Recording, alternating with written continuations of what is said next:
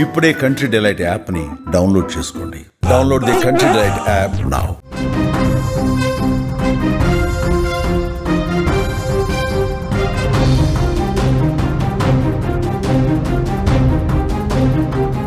Breaking news చూస్తున్నాం. సంగారెడ్డి జిల్లాలో విషాదం నెలకొంది. బర్కతుల్లా ఖాన్ అనే వ్యక్తి బలవన్ మరణానికి పాల్పడ్డాడు.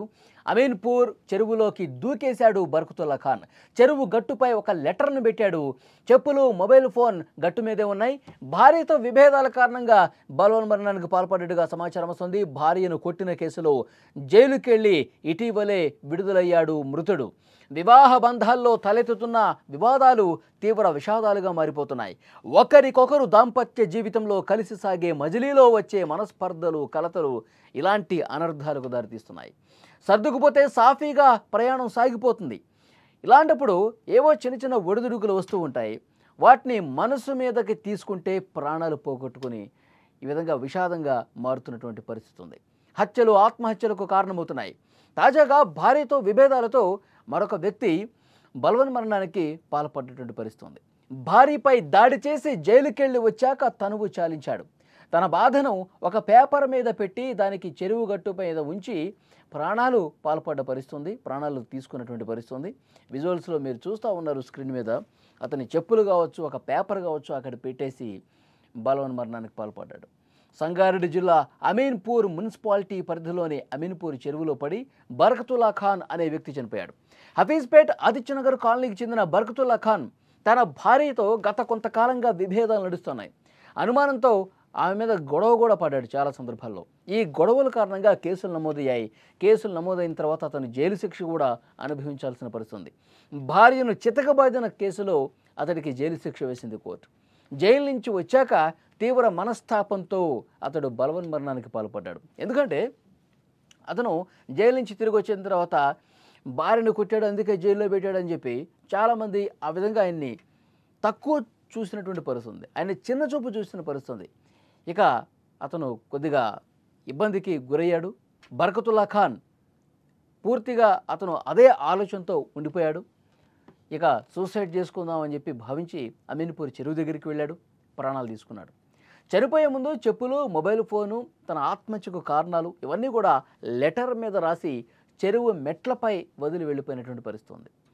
ఈ మధ్యకాలంలో బలవన్ మరణాలు పెరిగిపోవటం ఆందోళన కలిగిస్తోంది.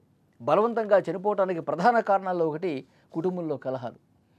చిన్న చిన్న విషయాలకు కూడా చాలామంది జీవితాన్ని అర్ధాంతరంగా ముగించేసి వాళ్ళ కుటుంబాన్ని తీవ్ర విషాదంలోకి నెట్టేస్తున్నటువంటి పరిస్థితి. అంటే అదే ఆలోచనలో ఉండిపోతున్నారు, అదే ట్రాన్స్లో ఉండిపోతున్నారు. ఇంకా నాకు లైఫ్ లేదు, నాకు ఇంకా జీవితం లేదు, ఎందుకు ఈ జీవితం, నా జీవితం సర్వనాశనం అయిపోయిందని చెప్పి క్షణికావేశానికి గురై ఈ విధంగా ప్రాణాలు తీసుకున్న పరిస్థితి. మొత్తం తన కుటుంబానికి కనిపించిన ఆ తల్లిదండ్రులను కూడా దూరమైనటువంటి పరిస్థితి. దానికి కారణం ఏంటి? ఒకసారి జైలుకి వెళ్ళి వచ్చాడు. జైలుకి వెళ్ళి వస్తే పూర్తిగా తన పరువు, ప్రతిష్ట మొత్తం పోయింది. ఊళ్ళో తలెత్తుకుని తిరగలేని పరిస్థితి ఏర్పడింది. జైలుకి వెళ్ళి వచ్చాడని చెప్పి ఆ ముద్ర పడిపోయింది. ఇంకా నేను ఎందుకు బతకాలి, తప్పు నేను ఒక్కడనే చేసినట్టుగా నిందలు మొత్తం నా వైపే ఉన్నాయి, ఇంకా నేను బతకడం వేస్ట్ అనుకుని ఈ విధంగా మానసికంగా చాలా క్షోభకు గురైపోయి, ఆవేదనకు గురైపోయి సూసైడ్ చేసుకున్న పరిస్థితి. మరి సూసైడ్ నోటు కూడా ఒకటే రాసినట్టుగా కనిపిస్తోంది. స్క్రీన్ మీద మీరు చూడొచ్చు. డైరెక్ట్గా చెరువు దగ్గరికి వెళ్ళాడు, సూసైడ్ నోటు ఒకటి రాశాడు, చెప్పులు కూడా అక్కడే వదిలేశాడు, వెంటనే దూకేసి ఆత్మహత్యకు పాల్పడ్డాడు. చాలా దారుణమైనటువంటి విషయం. కుటుంబ సభ్యులు రోధిస్తూ ఉన్నారు, వారి పేరెంట్స్ కూడా రోధిస్తూ ఉన్నారు. ఈ విధంగా ఎందుకు చేశావు అని చెప్పి వాళ్ళందరూ కూడా తీవ్ర దుఃఖంలో, శోకంలో ఉన్నటువంటి పరిస్థితి ఉంది. అందుకే ఒక్కసారి ఆలోచించాలి. కుటుంబంలో మనస్పర్ధలు ఉంటే, ఫ్యామిలీలో ఇబ్బందులు ఉంటే కౌన్సిలింగ్ తీసుకోవాల్సిన అవసరం ఉంది. దీనికి ప్రతి సమస్యకి ఒక పరిష్కారం తప్పకుండా ఉంటుంది. మన కష్టాలు తొలగిపోవటానికి కొన్ని దారులు ఉంటాయి. మనకి ఏ దారి లేదు, నా జీవితం ఒక ముళ్ళదారి అయిపోయింది, నాకు ఇంకా బతుకు లేదు అనుకోవటం అనేది తప్పు. ఇలాంటి మానసికంగా ఇబ్బంది పడే వాళ్ళకి మీరు ఫ్రెండ్స్ కావచ్చు, కుటుంబ సభ్యులు కావచ్చు, ఎవరైనా సరే అలాంటి వారిని దగ్గరికి తీయండి, చేరదీయండి, వారితో సంతోషంగా గడపండి. వాళ్ళకి జీవితానికి ముందు సంతోషం ఉందని చెప్పండి. అవసరమైతే ఫ్యామిలీ కౌన్సిలర్స్ ఉంటారు, వాళ్ళ దగ్గరికి కూర్చోబెట్టండి. వాళ్ళ బ్రెయిన్లో ఉన్నటువంటి అలాంటి ఆలోచనలు, ఒక నెగటివ్ థాట్స్, ఆత్మహత్య వైపు తీసుకెళ్లేటువంటి అలాంటి ఆలోచనలన్నీ కూడా వాళ్ళు పక్కకు తీసేస్తారు.